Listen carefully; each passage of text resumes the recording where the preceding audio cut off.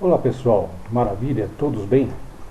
Eu preparei essa videoaula aqui para dar uma complementada, né, na nossa matéria de hoje, que nós vamos falar um pouco sobre salário e remuneração.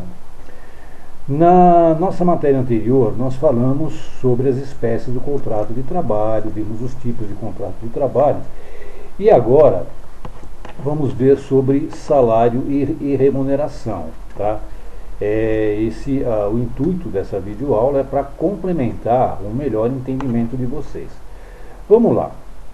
Salário e remuneração são coisas completamente distintas, tá? Embora muita gente confunda, tá? Então nós vamos ver. Nós estudaremos nesse capítulo, nós vamos estudar o quê? Os tipos de salário e as espécies de remuneração, tá? Vamos ver a sua composição, enfim, tudo aquilo que compõe uma remuneração. Vamos começar falando de salário. Salário, gente, a palavra salário, ela é originária do latim salário, tá? Que do latim quer dizer sal. Por quê? Porque no tempo da Idade Antiga, né, os legionários romanos recebiam seu soldo, seu salário em sal, porque era uma substância muito preciosa, o sal era muito valioso, então o pagamento deles era feito através de sal, daí então o que originou a palavra salário, tá? Muito bem. No conceito de salário, dentro do nosso direito do trabalho, nós temos o seguinte, que uma definição lógica de salário é o quê? É a contraprestação, ou seja, a retribuição devida ao empregado pelo empregador pelos serviços prestados, tá? Que então ela faz parte do contrato de trabalho, como nós já vimos na questão da onerosidade do contrato de trabalho, o que é? É a contraprestação, é o salário. Isso está determinado lá no artigo 457 da nossa CLT. Ok. Quanto à forma do salário, nós temos duas modalidades. Nós temos o salário que pode ser pago por unidade de tempo, ou seja, você pode pagar através de salário hora, dia, semana, mês ou até quinzena. E há também a previsão legal para o pagamento do salário na forma de produção. O que é isso? É o salário que é pago através de comissões, porcentagens e até unidade de produção. Tá? Isso é o salário, o que nós chamamos de salário contratual, é aquele que vem anotado no nosso contrato de trabalho, na carteira de trabalho, tá? Na CTPS. E a remuneração? Como é que ela funciona? Ela é igual ao salário? Não. A remuneração ela é mais abrangente, tá? A remuneração ela é a soma, tá, do salário contratual mais as vantagens que são devidas pelo empregador por força do contrato de trabalho. Então nós temos quais são essas vantagens? Né? Nós temos as comissões, as gratificações, as gorjetas, as gueltas.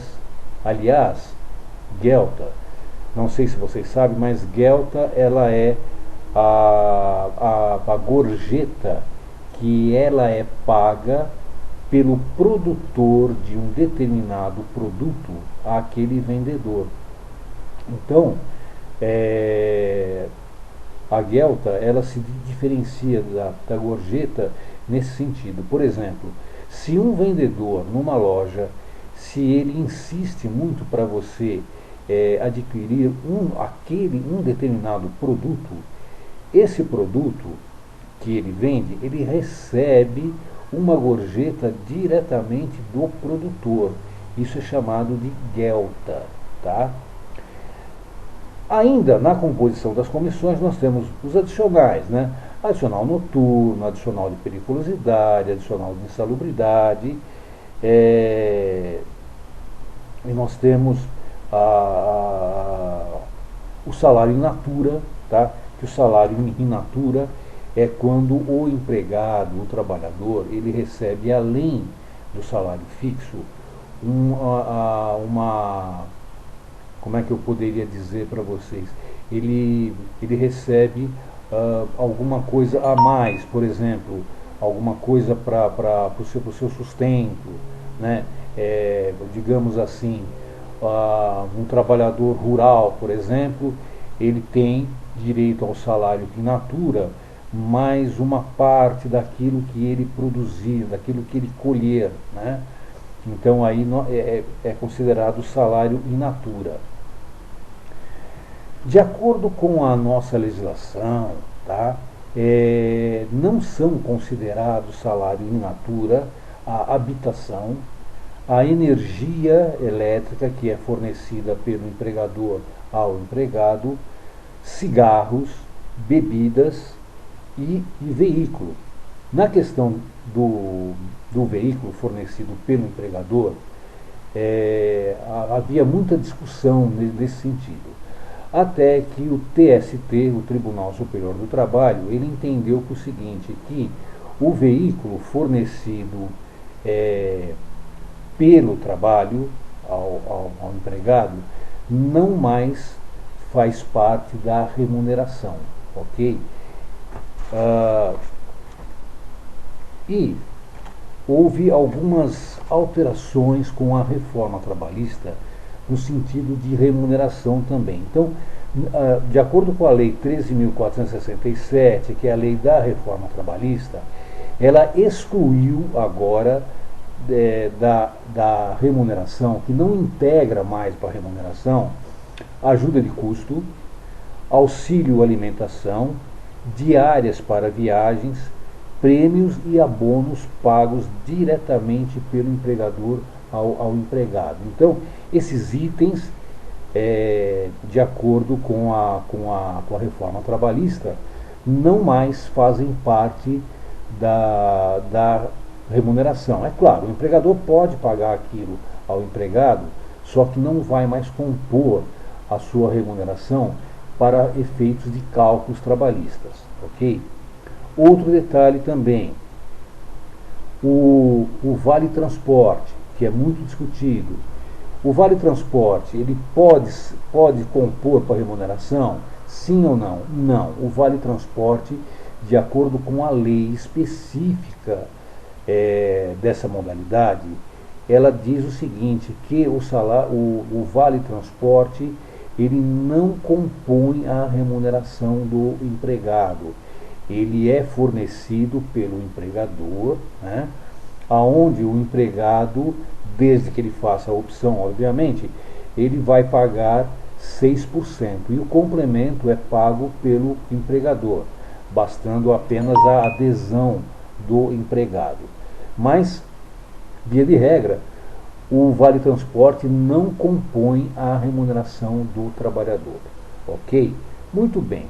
Quanto às modalidades de salário, nós temos o quê?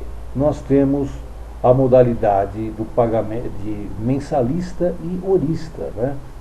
Por exemplo, o pessoal os trabalhadores, né, que geralmente trabalham na indústria, eles recebem por hora, então o seu salário é feito através do cálculo do salário hora, né?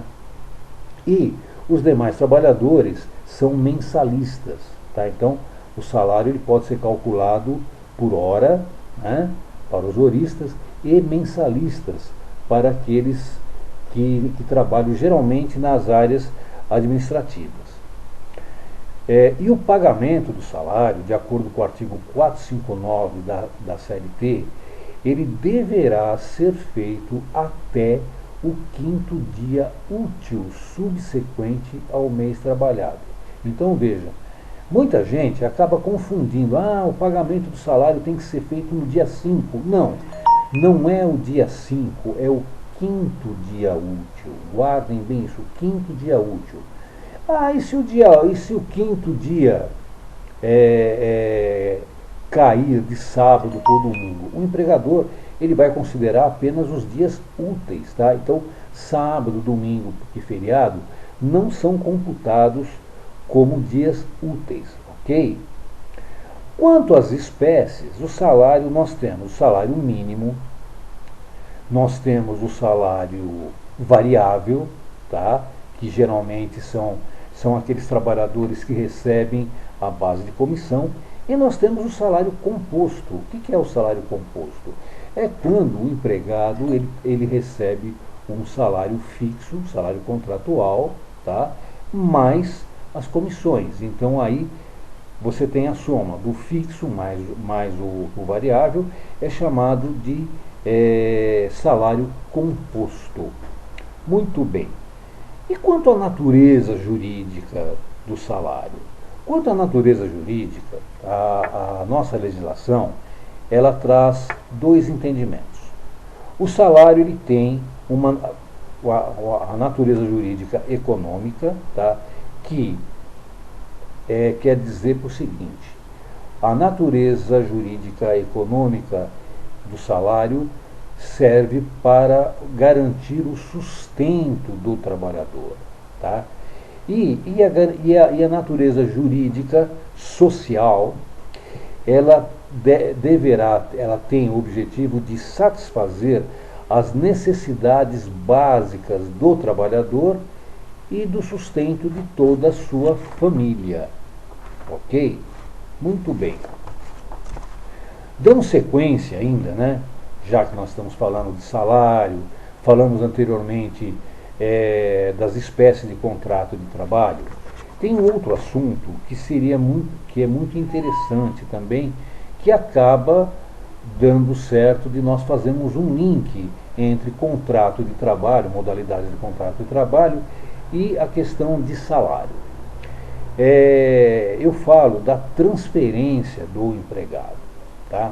Então, quando ocorre a transferência do empregado, ela é legal, ela é ilegal, ela é arbitrária? Não. A transferência do empregado ela está prevista no artigo 469 da CLT, que diz o seguinte, que o empregado somente poderá ser transferido de localidade com a sua anuência, ou seja, quando o empregador quer transferir o empregado para uma outra localidade, para onde ele mantém uma outra unidade ou uma outra filial, ele até pode fazer, mas a priori, a princípio, a legislação manda que o empregador deve consultar, ou seja, deve verificar junto ao empregado se ele deseja, se ele quer ser transferido, ok? Sem essa anuência, a transferência ela torna-se ilegal.